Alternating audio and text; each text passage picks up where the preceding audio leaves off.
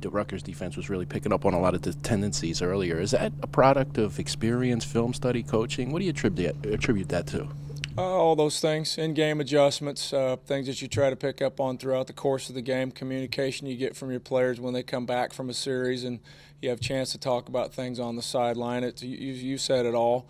It's the weekly preparation in conjunction with what happens during the game and putting those two things together.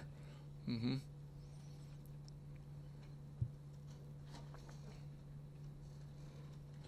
Rush had 4 sacks against Maryland. Their pressure is what caused that pick 6 by Kai Hester. What can you say about the way they performed, considering they haven't had such a strong season up until the game against Maryland? Well, you know, we haven't had the sack totals that we would have liked. There's no doubt about that. But I think a lot of times pressure is underestimated. Hits on the quarterback that don't show up in the stat column are underestimated. We've been hanging around the quarterback and in the pocket a lot. We were just able to finish some of those things off, Saturday. And some of that has to do with how tight your coverage plays.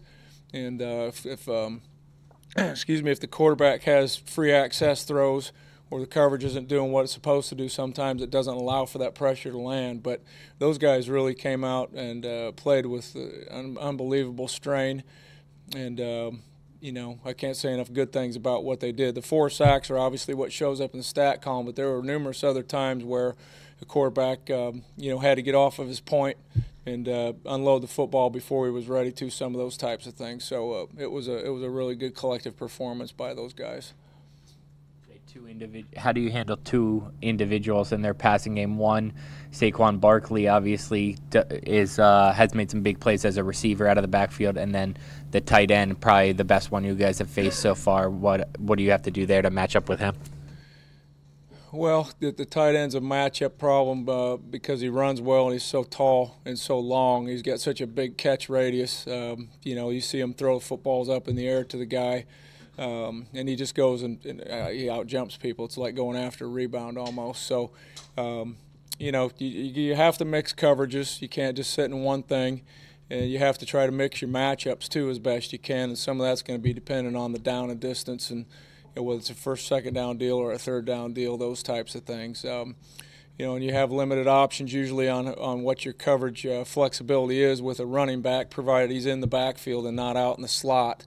Usually that's going to come down to a linebacker or defensive end. Occasionally, again, on third down, you could put a safety on him depending on what you're trying to do with your defense. But we're going to have to mix that up, and guys are going to have to understand, what kind of routes these guys are running from where they're lined up and just be really well schooled up and prepared. And, again, it's going to somewhat go back to our ability to pressure the quarterback, too, and not give him a lot of time to throw.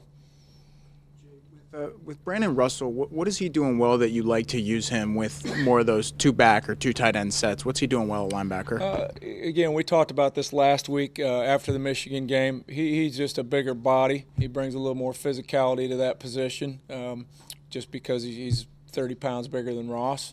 And he does have good movement skills. He has a good grasp of our system and a knowledge of his assignments. So, again, it's more situational. And, I think it just benefits Ross if it's an 80-snap game, collectively for us as a defense, he's going to be a better football player if he doesn't have to play all 80 of those plays.